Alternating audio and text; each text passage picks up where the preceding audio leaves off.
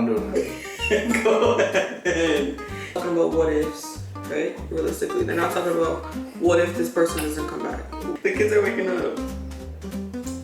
You're actually wasting my time. I don't record. Hold on. You're actually wasting my time. Working around my spouse is hard because I'm not able to respond to her in a given moment when I'm busy. That's all you came up with in 20 minutes. You guys, we've been sitting here for 20 minutes. No, babe, no, we're not doing this. We're not doing this. No. Your videos more, man. It won't be so damn awkward. Babe, every single time I do a video, I gotta construct you. That's all I can say. Let's move on to the next topic. Do you think of one? I'm not gonna lead every conversation. Always be about butt. Ew. Get out of my ass. In the video? Baby. Babe, leave my butt alone. Damn. You have to sneeze on me. I talked a little bit about this before, but I got hubby in the mix, so he's gonna talk a little bit about it from his end as well. So, like I was saying to them, is like communication is important, obviously. I mean, in any relationship, communication is important, but being a military spouse and being in the military with your spouse is important. So, yeah. And you're gonna drive me nuts. No, really. Just quit. We're talking about your breath smells like Zins. Get off of me, yo. Working around my spouse is hard because I'm not able to respond to her in a given moment. That's all you came up with in 20 minutes. You guys, we've been sitting here for 20 minutes. The job, it's like you can show up to your husband's job or your wife's job and, oh, I want to get you lunch, and you know, you can't do that all the time with what he does. You get what I'm saying? You can't just show up. That's not the way it works. I can go hours without hearing from him. Even if I need something, I can go hours without hearing from him, and that's frustrating. And what I would do is I would put like my frustrations on him when he got home, and I'd be like, you didn't pick up the phone all day. Again, communication. Hey, I'm posted here today, you know? So if I'm posted here, honey, I won't have signal. Or if I am posted here, then I will have signal. So that's big. Just talk to your partner, let them know so they're in the mix of things instead of them just being like, damn, I went through all this stuff today and I couldn't even talk to you. And it's different with kids because if it's just me, I can figure it out. Why are you so close? It's coming home and being extremely tired and not being able to help. I try to help as much as I can, but sometimes I genuinely can't. Yeah, I think that's something that, and to be fair, you do help. A lot of men, I will say, will like come home, they'll like put their boots down and then like go right to sleep. A lot of times you want to be more helpful, but it's like you're literally exhausted, you know? But yeah, it goes both ways. Days are just really long and it's really frustrating. I feel like there's no other word to say other than it's frustrating, it's annoying. Yes, they are doing something that's very beneficial, you know, protecting people, doing what they have to do, but at the same time it's like, damn, like, give me my husband back. Yeah. But our love languages are completely different. Oh yeah. So this is a really big thing that I think anyone else can use, but my love language is acts of service. His love language is, I will say it's changed, but quality time and physical touch. Quality touch is nice. Because my love language is different from his, I will try to show up for him the way that I want my love language. So basically, I'll show up for him in acts of service. By like cooking for him. By cooking and cleaning and doing cute little things around the house. That's my way of showing like, hey, I love you. I'm not a big like physical touch person, but he is, clearly. Oh, the baby's waking up. You see his love language is physical touch. Oh, that's our baby, guys. He's getting the baby. Because our love languages are completely different, I'll try to show up for him in that way. Like if he's like, babe, I'm having a hard day at work, you know, I seen some stuff that was really difficult for me to cope with, I will try to cook and clean, and that's not how he needs me, if that makes sense. Or if I'm like, honey, I just can't, the kids stress me out today, he's like, oh, let's kiss, let's hug, let's, watch a movie together, for example. But what I may need is just like, take the trash out, clean for me. That's the way I feel loved. Wake, you guys. Say hi, mommy. Alright, that's it. So, and just doing this, when I come home is a lot too. Being able to let her take a break from the kids. Because the kids stress her out the most. When she's trying to clean and Noah's all up.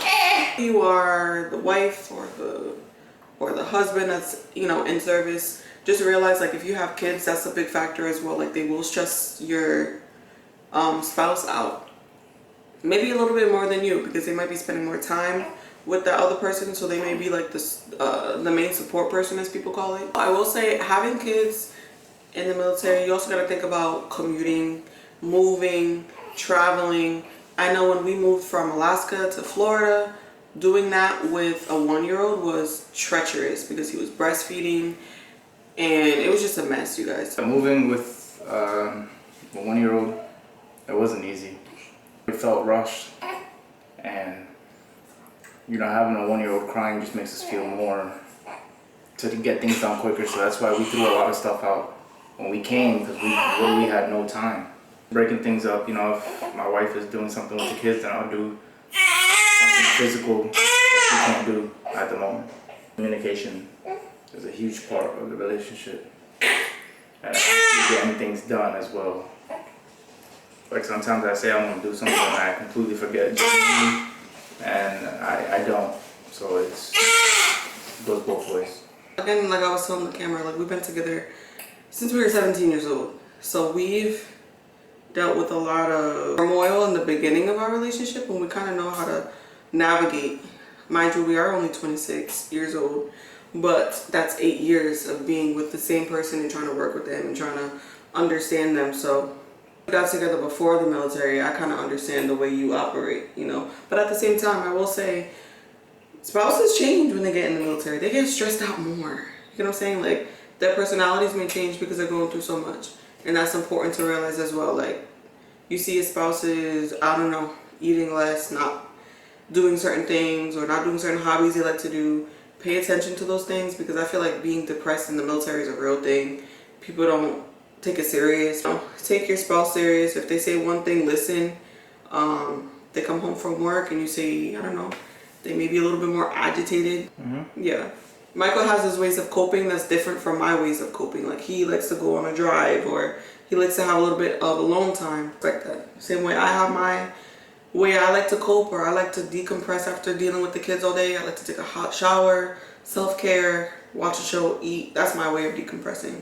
So just know each other's, like, avenues. Like, as a wife or a husband, don't be afraid to contact other spouses that are in the military. If you want to make friends, don't be afraid to do that. I know it's hard. I'm not going to lie. It's really hard. Even though it's a big community, a lot of people are weird. I'm not going to lie. A lot of the spouses, they wear their husband's rank, or they wear their wife's rank, and it's like, it's not that serious at the end of the day. Like, boo-hoo. Who are you? Like, I want to know you. So I will say it is hard making friends, but try. You might meet that one person that you just click with, you might be best friends with. Even though you might PCS somewhere else, you can still talk to that person. I made a great friend in Alaska. It's hard to communicate every day. Again, we have 2 kids under 2 years old, but when we talk, we talk. Side of things, as a spouse, obviously there's a lot of things to think about, right? Because your person leaves you, and this life that you created together, you now have to try to manage that by yourself. But then it's also stressful on his end of things, right? Because he's leaving everything that he's created, and then he has to face a whole nother different type of challenge, while also thinking about the well-being of his family. Grub it. Oh my goodness.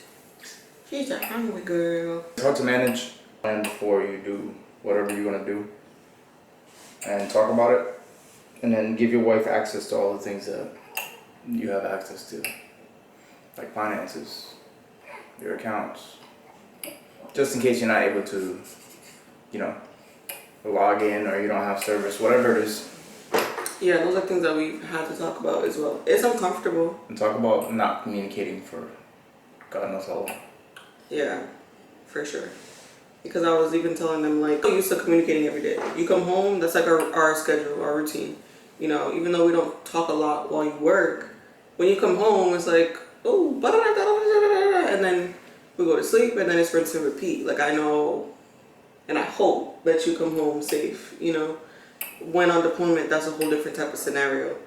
But again, having those hard conversations, even as early as you can in the beginning of your relationship, so when things happen like that, you're not just dumbfounded or confused or crying. Well, it's normal to cry, but just in shock. You know what I'm saying? I think even that is difficult also, is especially being a stay-at-home mom, having you be like, okay, honey, this is this, and that is this, and this is this, and having all this long list of things that I have to try to remember, because when that happens, you're taking your role as a mother or a father, but then you're also taking your spouse's role as provider. I mean, even though you're still providing, but yeah. Or you would take on both roles. Then your husband or wife would still take on the role of provider, just far away. And that's stressful as well. Think about it. The people that you talk to every single day, you're not in access to those people. You may have people around you, but be in a room full of people and still feel lonely. So that might be the case. I will say send packages as you can. Communicate if your spouse needs something. Putting things in writing, making sure everything is set in stone. Because like I was saying before, those conversations that you don't want to have, like, people in the regular world, they're not talking about wills. They're not talking about what ifs, right? Realistically, they're not talking about what if this person doesn't come back. What are you going to do? What's our plan? Those aren't conversations everyone has day to day. So those are things that you have to talk about. Even as difficult as it is, you don't want to hear, you want to close your ears, you want to put earbuds in. Those conversations have to happen. And it's hard on you too, because you don't want to think about that, I'm sure. Explain to your spouse what you do without compromising yourself. Spouses is the little joys that you have. If you feel like it's difficult, use those little joys to push you forward. It's not going to be perfect every day. It won't be. First of all, it's a marriage. It's not going to be perfect. Especially if you have kids, you're going to be frustrated. You're going to be annoyed. So just find the little joys in life, the little joys in every single minute, and take it for what it is at that point. And then for military members, I'll say this is easier said than done, but don't put the things that happen to work on your spouse. If you find yourself coming home from work, stressed out from work, don't put that on your spouse or your kids. Find a healthy outlet. You know what I'm saying? Find an outlet that's not going to harm you, harm your family, or anything that's addictive. So just find a good outlet. I don't know, boxing, Muay Thai, listening to music, listening to metal, I don't know. Find your outlet. Even if that's your spouse, talking to your spouse, do that. I know a lot of men, they're not big on speaking about their feelings, but journal if you want to journal. So that is it for the most part. If you have any questions down below, let us know. I think we covered most things, I'm not going to lie. But if you feel like we've missed anything, let us know, and we will do our best to communicate back to you guys. Make sure you like, comment, and subscribe, and stay tuned for all videos. Peace.